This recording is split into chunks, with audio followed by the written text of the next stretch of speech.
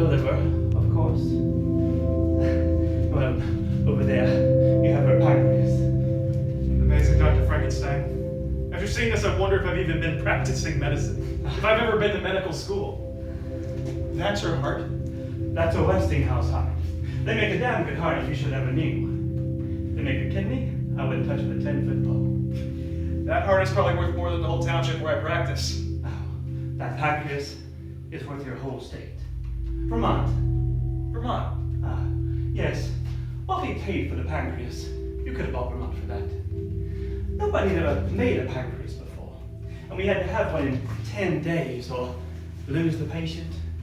So we said to all the major organ manufacturers, okay guys, you've got to have a crash program for a pancreas.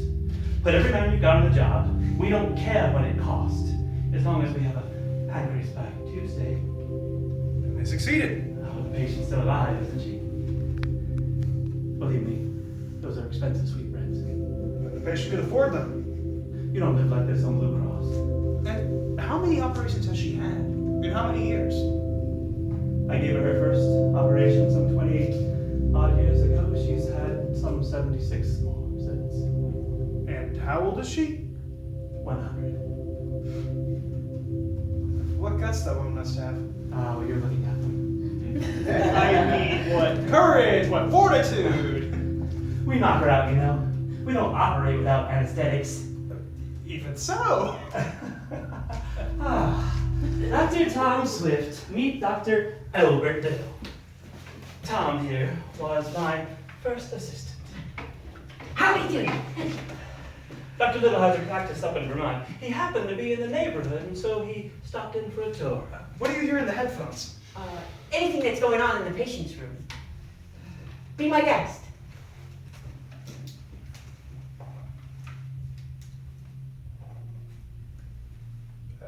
Nothing.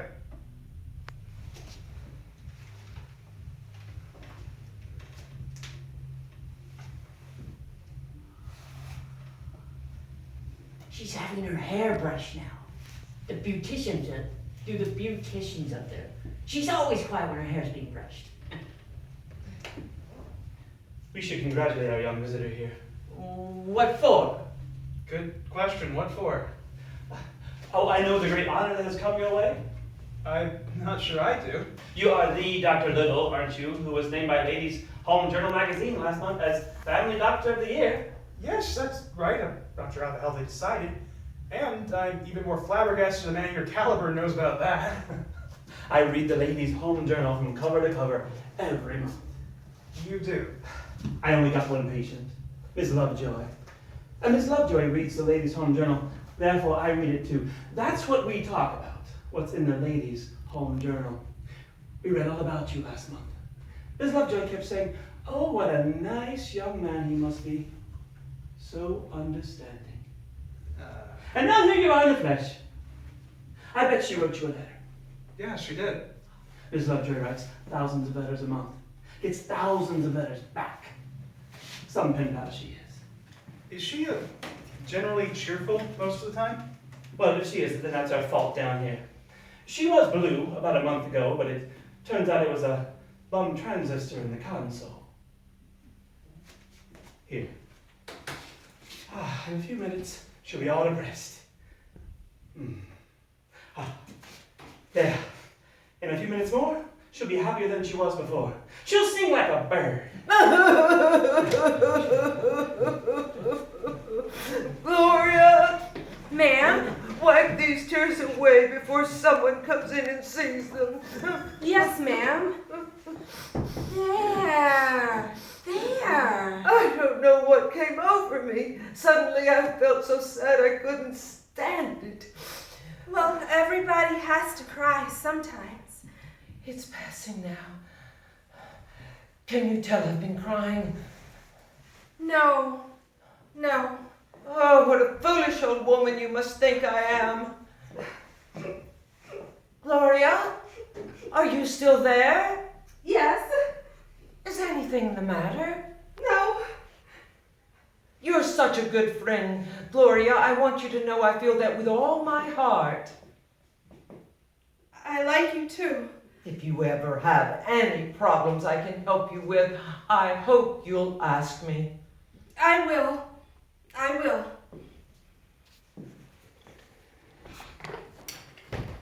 Mail! Mail! Mailman, God bless the mailman.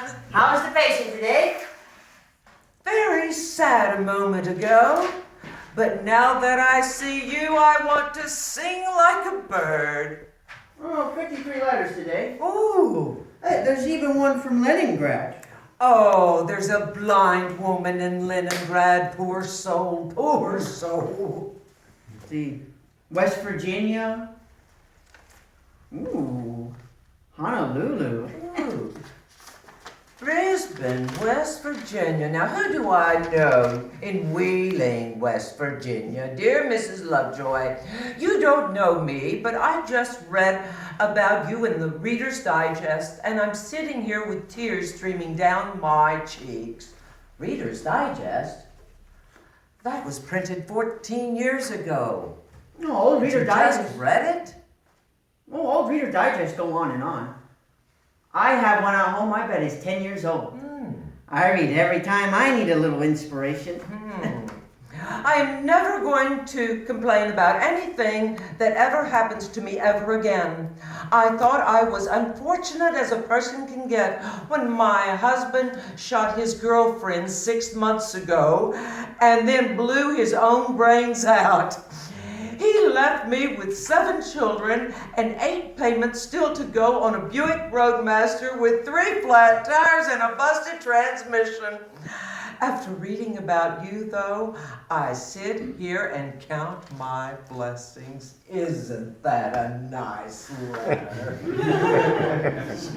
Sure is. There's a P.S. Get well real soon, you hear? There isn't a letter from Vermont, is there?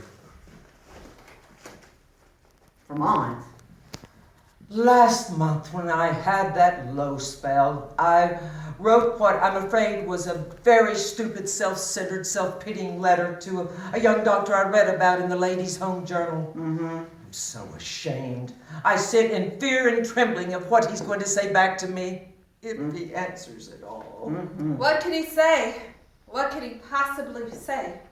He could tell me about the real suffering going on out there in the world. About people who don't know where the next meal is coming from.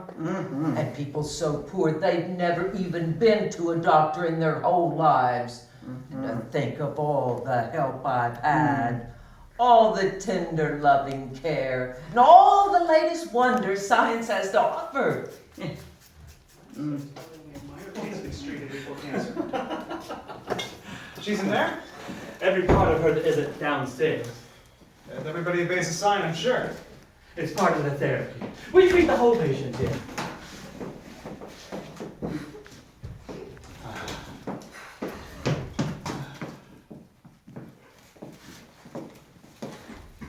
Let her die, Dr. Frankenstein. For the love of God, let her die. This is her nurse? She hasn't got the brains to be a nurse. She is a lousy beautician. $100 a week she makes just to take care of one woman's face and hair. You blew it, honey.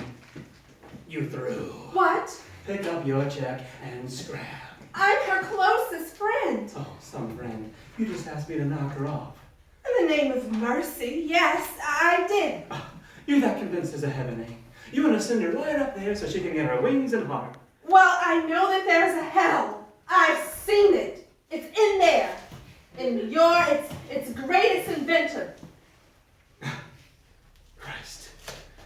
The thing people say sometimes. Well, it's time somebody who loves her spoke up. Love. You wouldn't know what that is. Love.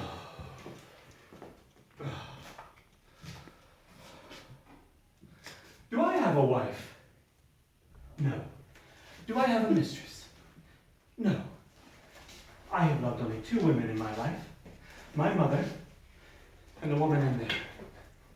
I wasn't able to save my mother from death. I had just graduated from medical school, and my mother was dying of cancer, of the everything. Okay, wise guy, I said to myself, you're such a hotshot doctor from Heidelberg. Now, let's see you save your mother from death. And everybody told me there wasn't anything I could do. And I said, I don't give a damn. I'm going to do something anyway. And they finally thought I was nuts, and they put me in a crazy house for a little while. After I got out, my mother was dead. Just exactly the way the wise men said she had to be. But what those wise men did not know were all of the wonderful things that machinery could do. And neither did I, but I was going to find out. So I went to the Massachusetts Institute of Technology, and I studied electrical engineering, and chemical engineering, and mechanical engineering for 6 long years. I lived in an attic. I ate 2-day-old bread and a type of cheese that you would put into a little mousetrap. After I got out of MIT, I said to myself, okay, boy, it is quite possible that you're the only human being on the face of the planet with the proper education to practice 20th century medicine. So I went to work for the Carleigh Institute in Boston. While I was there, they brought in a woman who was beautiful on the outside and a mess on the inside. She was the image of my mother. She was the widow of a man who had left her $500 million. She didn't have any relatives. This lady's gonna die, these wise men said again. And I said to them, shut up and listen. I'm going to tell you what we're gonna do. That's quite a story. It's a story about love. It's a story that started long before you were born. You great lover, you. And it's still going on to this day. Last month, she asked me to bring her a pistol so she could shoot herself. You think I don't know that? Last month, she wrote him a letter, and she said, oh, doctor, won't you bring me some cyanide? That is, if you're a doctor with any heart at all. You knew that? You read her mail? So they will know how she's really feeling. I told you she might try to fool us sometimes. Just pretend to be happy. I told you about that bum transistor last month. Turns out we would have known nothing about it if we hadn't have read her letters or listened in on her conversations to lame brains. Like that one right there. You. Go in there. Stay as long as you want. Ask her anything you would like. Then you come back out and you tell me. Is that a happy woman in there? Or is that a woman in hell? Go!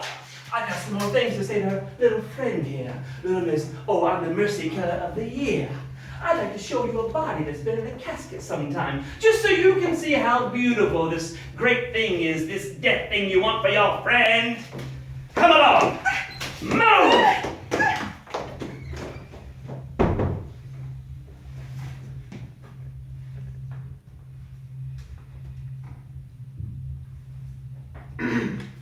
Who's there? Friend. Somebody you sent a letter to? That could be anybody. Can I see you, please? Dr. Little, family doctor from Vermont. Mrs. Lovejoy, how are you today? Did you bring my cyanide? No. I wouldn't take it today. It's such a lovely day. I wouldn't want to miss it, or tomorrow either. Did you come on a snow white horse? In a blue Oldsmobile. But what about your patients who love and need you so? Now the doctor's covering for me, I'm taking a week off. Not on my account. No. Because I'm fine. You can see what wonderful hands I'm in. Yes. One thing I don't need is another doctor. Right. But I do wish I had somebody to talk to about death, though. You've seen a lot of it, I suppose. Some. And some deaths were a blessing when they died. I've heard that said. But you don't say so yourself. It's not a very professional thing for a doctor to say, Mrs. Lovejoy. Why have other people said that certain deaths have been a blessing? Because of the pain the patient was in. Because he couldn't be cured at any price within his means. Or because the patient was a vegetable, had lost his mind and couldn't get it back. At any price. As far as I know, it is not now possible to beg, borrow, or steal an artificial mind for someone who has lost one. If I ask Dr. Frankenstein about it, he might tell me it's the coming thing. It is the coming thing. He told you so. Yesterday, when I asked what would happen if my brain started to go, he was serene. He told me not to worry my pretty little head about it. We'll cross that bridge when we come to it, he told me.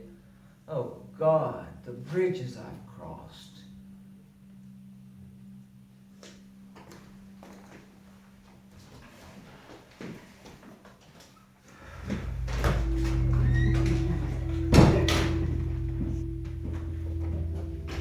You've made the grand tour, and now here you are back at the beginning. And I still have to say what I said at the beginning. My God, oh my God. It's gonna be a little tough to go back to that old aspirin and laxative trade after this, eh? Yes. What's the cheapest thing here? It's the simplest thing. It's the goddamn pump. What does a heart go for these days? $60,000. There are cheaper ones, and more expensive ones. But the cheaper ones, well, those are junk, and the expensive ones, those are your jewelry. How many are sold a year now? 600, give or take a few. Give one, that's life. Take one, that's death. Well, if heart is the trouble you'll have, you're lucky to have trouble that cheap.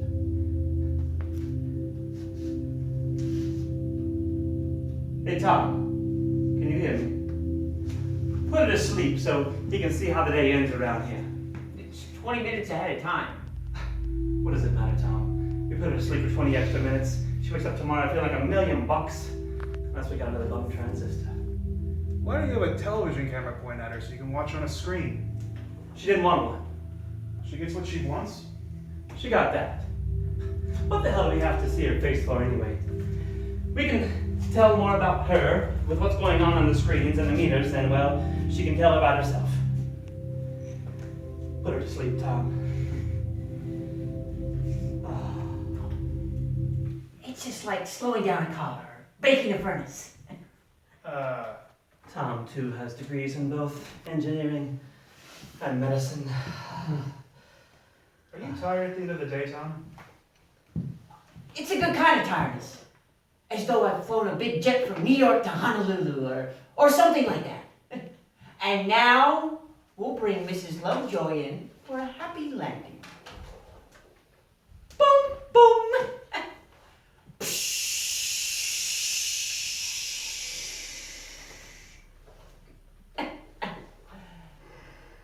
There. Beautiful. She's asleep. Like a baby. See, all I have to do now is wait for the nightman to come on. Has anyone ever brought her a suicide weapon? No. And it wouldn't matter if they did. Her arms are designed so that she can't possibly put a weapon to her head or get poison to her lips. That was Tom's stroke of genius. Congratulations. What's that? Tom, someone's gone into our room. Look, lock the door with us, and whoever it is, we've got them. You, come with me. Move! Move!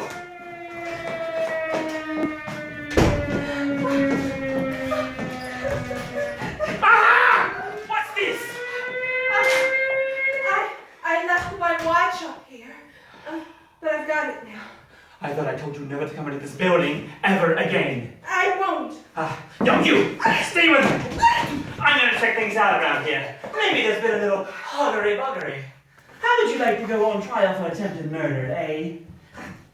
Tom! Can you hear me? I hear you. Wake her up, Tom! I gotta give her a check!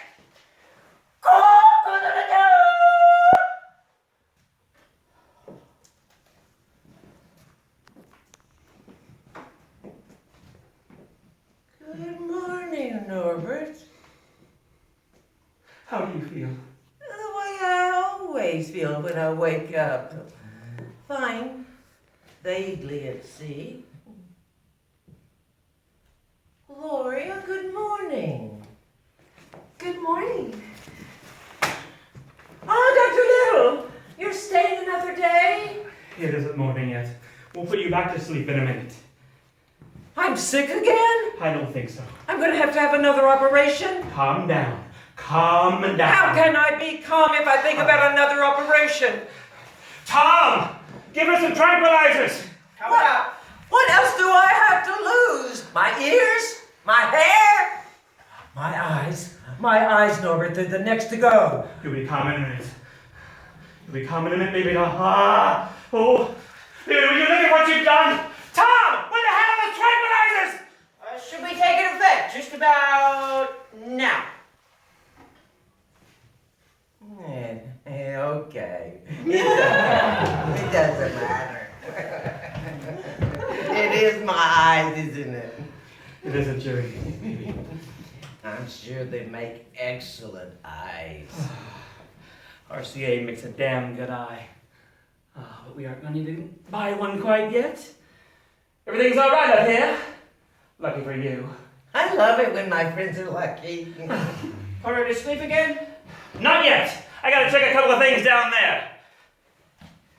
Nightman's late. Oh, God. He's got troubles at home, kid. You want a good piece of advice? Don't ever get married. Move!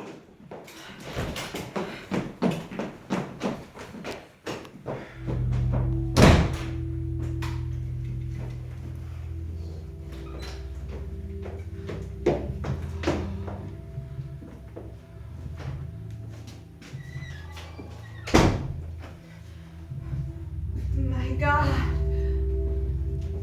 Oh! My God. You've never seen us before? No. She was the great hair specialist. We took care of everything else. Everything but the hair. Oh, yeah, that's more like it. Oh, yes, right there. Science. What did you think it was like down here? I was afraid to think. Now I can see why. You have any scientific background at all? Any way of even slightly appreciating what you're seeing here? I flunked earth science twice in high school. What do they teach you in beauty college? I've done things for dumb people, like how to paint a face, how to curl, how to uncurl hair, how to cut hair, how to dye hair, and fingernails and toenails in the summertime. I suppose you're gonna crack off on this place after you get out of here.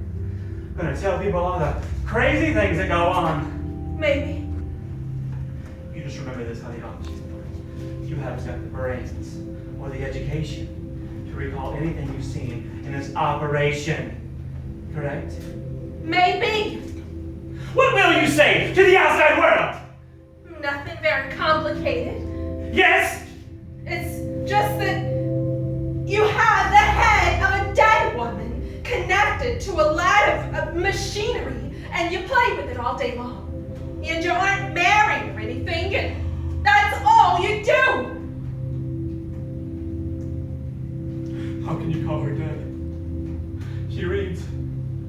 She writes. She reads the Ladies' Home Journal.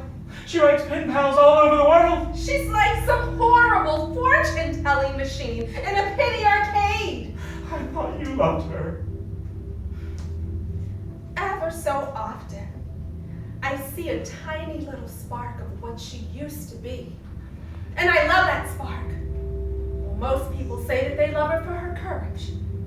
But what's that courage worth when it comes from down here?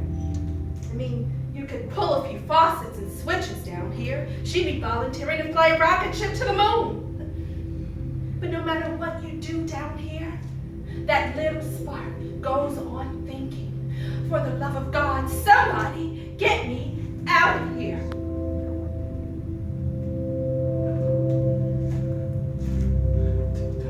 Tom?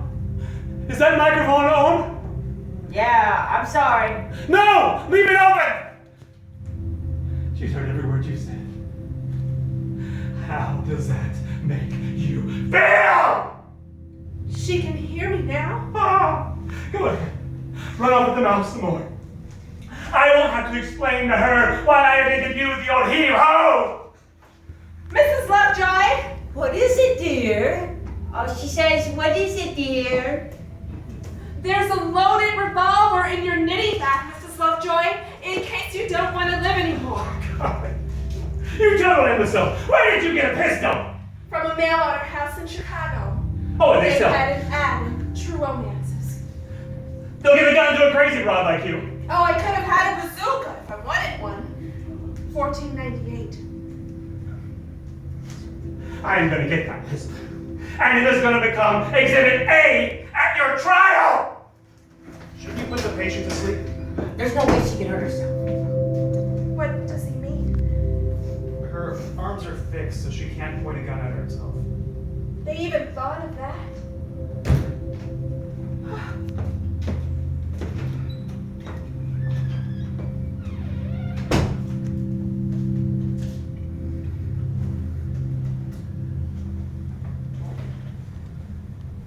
Nice playthings you have. You mustn't get mad at Gloria, Norbert. I asked her for this. I begged her for this. Last month. Yes. But everything is better now. Everything except the spark. Spark! The sparks that Gloria says she loves. That tiny spark of what I used to be. As happy as I am right now, that spark is begging me to take this gun and to put it out. And what is your reply? I'm going to do it, Norbert. This is goodbye.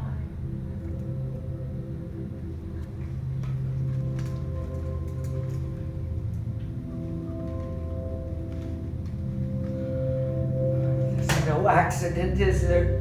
We love you too. We very much don't want you to hurt yourself. How much longer must I live like this? I've never dared ask before. I would have to pull a figure out of a hat. Maybe you better not. Did you pull it out of a hat? I would estimate some 500 years. So I will still be around long after you are gone?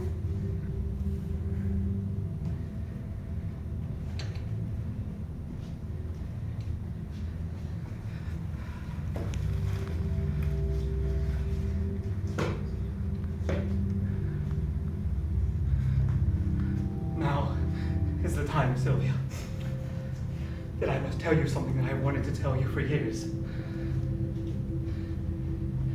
Every organ downstairs has the capacity to take care of 2 human beings instead of 1. And the wiring and the plumbing have all been configured that second human being can be hooked up in 2 shakes of a lamb's tail. Do you understand what I'm saying, Sylvia? I will be that second human being. Your liver will be my liver. Your kidney will be my kidney. Your heart will be my heart. Your ups will be my ups, and your downs will be my downs. Talk about marriage. Talk about great love stories from the past. We will live as one, Sylvia. We will live in such perfect harmony that the gods themselves will want to rip out their hair with anything. This is what you want? More than anything else in the world, Sylvia. Well then, there it is, Norbert.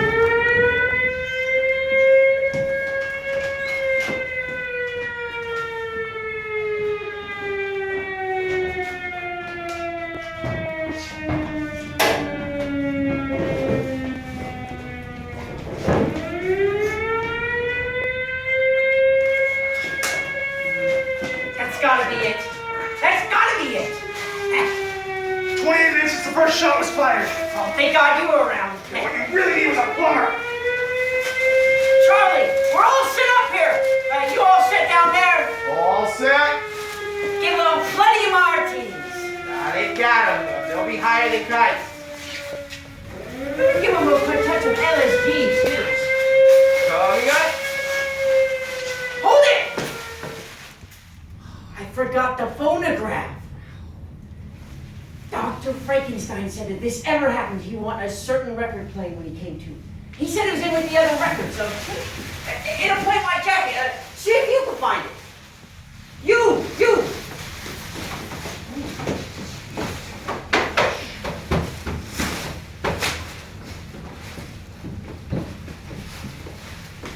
Is this it?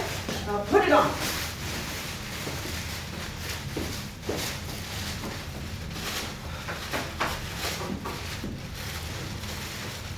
Which side? I don't know. There's tape over one side. The side without tape